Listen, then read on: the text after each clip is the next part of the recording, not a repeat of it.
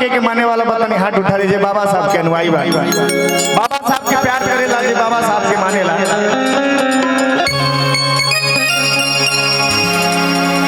और भैया आप लोग नहीं मानते बाबा साहब को, तो मैं चाहूंगा कि आप लोग भी हाथ उठाइए, क्योंकि आप लोग ही हमारे देश के शान है। ठीक है, आप लोगों के कहने से हम लोग चलते हैं, आप लोगों को सुन के हम लोग चलते हैं।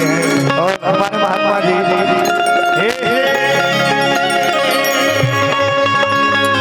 भाई, जब तक ले हम बाबा साहब के गीत गए तब तक ले रंगवा लोग एनर्जी में रह जाओ, कुछ ना बस आशीर्वाद देते रहिएगा ताली बजा के। और बाबा साहब के सम्मान के लिए आप लोग ताली बजाते रहिएगा।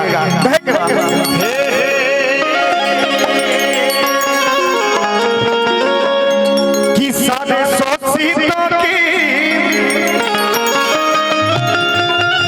आदि की हक की लड़ाई बाबा भीम जी लड़े। और कहे के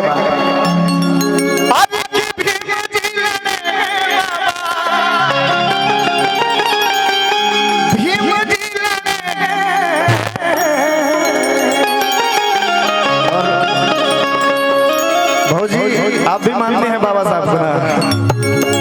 अभी आपकी भी बारी आएगी कहे के बाद कि आप कर ले थोड़ी अधिक जीवन की पढ़ाई बाबा भीम जी लड़े।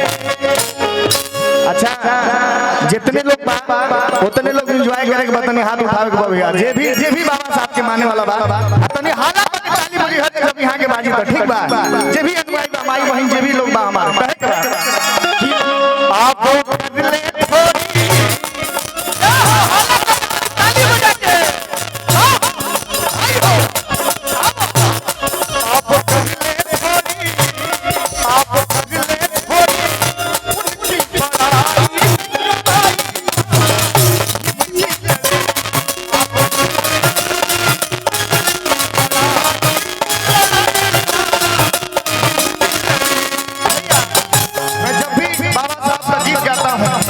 तो मेरा रोना खड़ा हो जाता है भैया।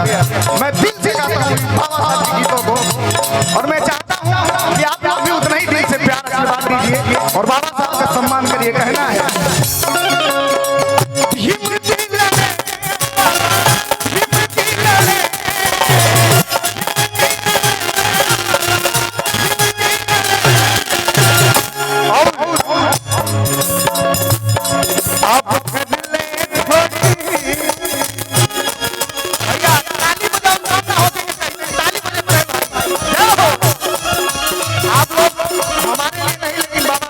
ताली बजाते रहिए। आप लोग बाबा साहब के अनुयायी हैं, आप लोग भी माता बहने, आप लोग भी। और भैया आप अब आप लोग आप कर ले थोड़ी उनकी पढ़ाई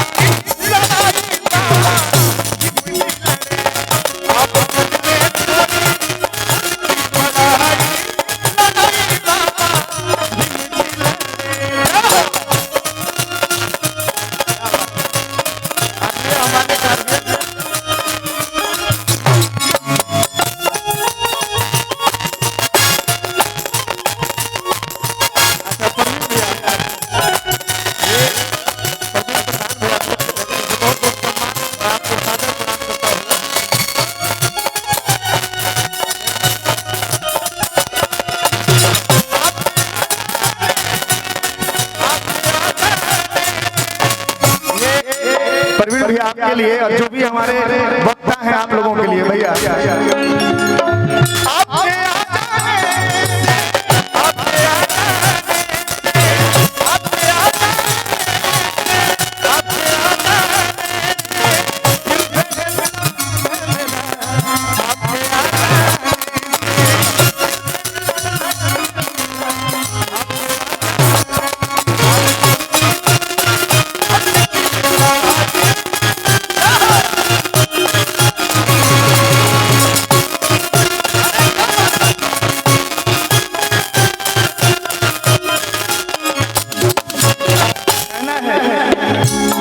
कि ना रब ने दिया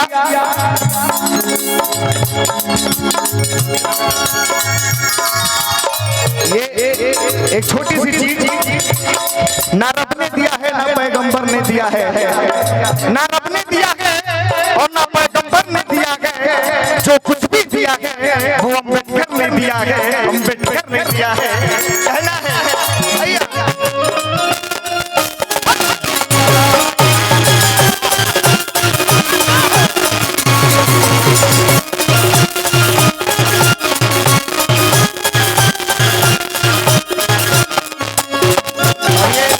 में कहना है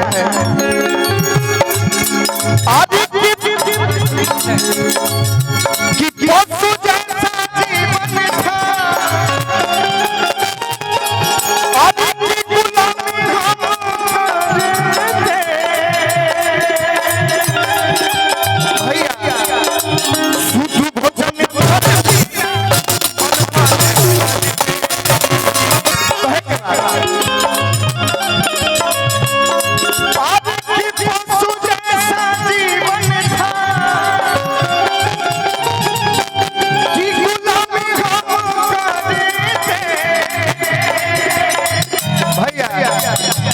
बाबा जी, मैं चाहूंगा कि स्पेशल आप जरूर ताली बजाइएगा।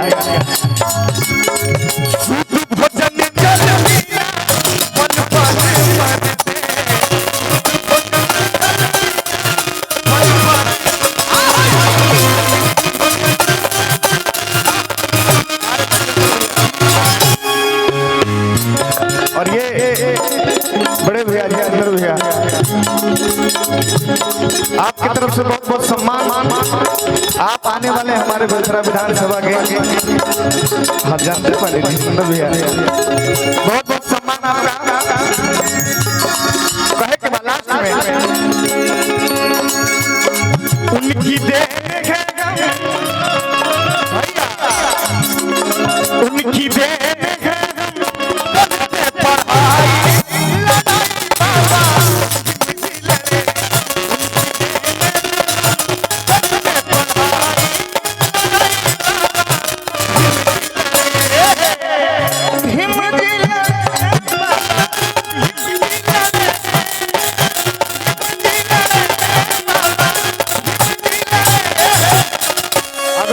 इजाजत हो तो हमारा डांस करके मन करता भैया बाबा साहब के गाना पे।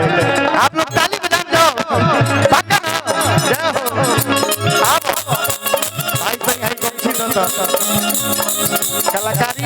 कलाकारी में रोके की चाहिए भैया।